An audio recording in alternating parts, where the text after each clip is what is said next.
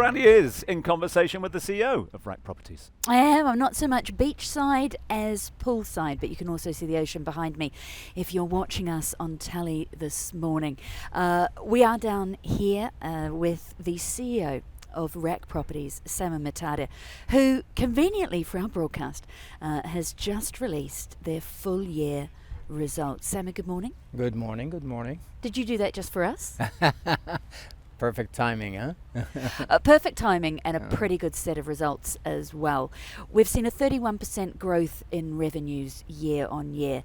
Talk to me about the sales and launches that's driven that. So we had promised over 5 billion in launches, and we actually delivered 5.5 billion in launches. Our revenue backlog at this stage is 3.5 billion, which tells the investors this is how much we've sold. We're now delivering. Our sales were up 142%. This is we're thrilled about those numbers, and it just confirms the efficacy of our strategy. It confirms the interest that remains in Ras Al Khaimah and us as the master developer of Ras Al Khaimah. And it's quite a wide-ranging portfolio that has led to those results. We've got those Anantara branded residences, we have the Armani designed villas, a couple of luxury towers. Where do they place the Mina community? Mina community was always envisioned to be the place to live, work, and enjoy in Ras Al Khaimah. The whole vision was about lifestyle, about community, about sustainability, about being in touch with nature. And you see it around you, Brandy. I think we're beginning now, we're beginning to deliver on that promise, beginning to deliver on that vision. And this place, Bardapur, is one of the first beach clubs that we're opening. A lot in the pipeline, and as you mentioned last week, we started selling the Armani villas. We were on the line last night with the Deniston design team. Hopefully we'll be bringing the Four Seasons apartments to the market very soon. Very exciting times ahead. That is fantastic for the people who live here. Let's talk about your investors though. Net profit up 44%. As well as the sales, as well as the revenue generation, where are we seeing efficiencies? We're seeing efficiencies in delivery, to be honest. We're very agile in our delivery of product. We're moving extremely fast with our construction, although there's supply chain challenges these days, but we're managing to stay on track. There's challenges in finding the right people, but I think we are now at a stage where the team is complete. We have everybody we need, and looking forward to what we're going to be doing this year. Well, you can't say challenges without me asking more questions. Talk to me about what you're seeing in supply chain. It's a super hot market, as you know. It's contractors are very busy. Manufacturers are just working 24/7. There's shortages of some basic concrete has been an issue for the last couple of months. So it's a super hot market, and you just need to maneuver correctly around these challenges. What about land? I know you've just expanded your land bank. Talk to me about what you have and where you're going. We've been entrusted by the government of Ras Al Khaimah. We've offered them shares in return for land in the future of Ras Al Khaimah, which is the beach district.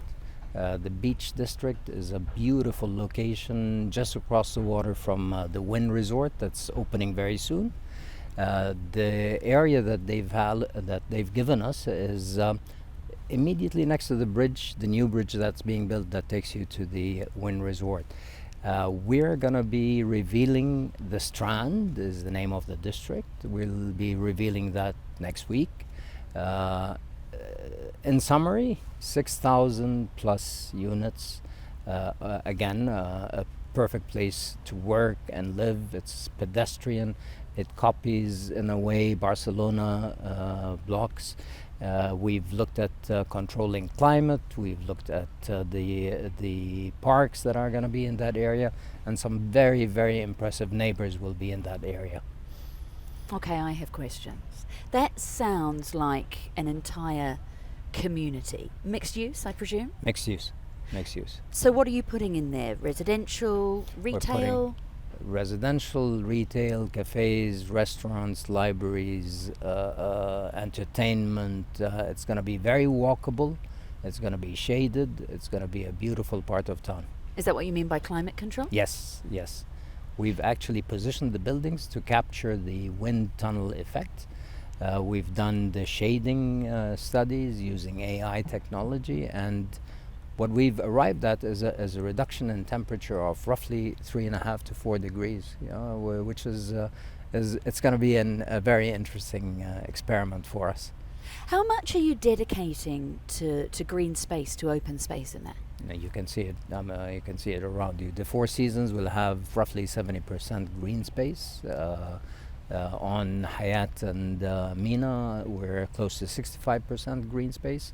It's key. I mean, that community master plan, that's key for us to have that green space. We're gonna on RAK Island, the one behind us, we're gonna be planting close to 25,000 trees. For the Strand, what kind of price points are we talking? We're in the midst of determining that. Most of Marjan, as you know, has sold out. All of the land plots, developers were very busy over the last 3 years. So there's scarcity in that particular location. But we've always believed in that we need to leave some value for the investors themselves. You don't want to maximize your profits at the expense of value for the investors. So our prices will be reasonable. They always are. And that's part of our success. 40 seconds left with you. Who will you be targeting with the Strand? How's your buyer profile evolving? Brandy, our top 5 nationalities last year are UK, Netherlands, Germany, Russia, and India. We're spreading our net. We are focused on Europe. We are focused on the Far East. And I just came back from a Hong Kong trip where we're establishing relationships with agencies that will help us grow in that region. But primarily it's going to continue to be, the number one will continue to be residents of the UAE. Sameh Muhtadi is the CEO of RAK Properties, joining me poolside to discuss not their numbers, but what's also coming next.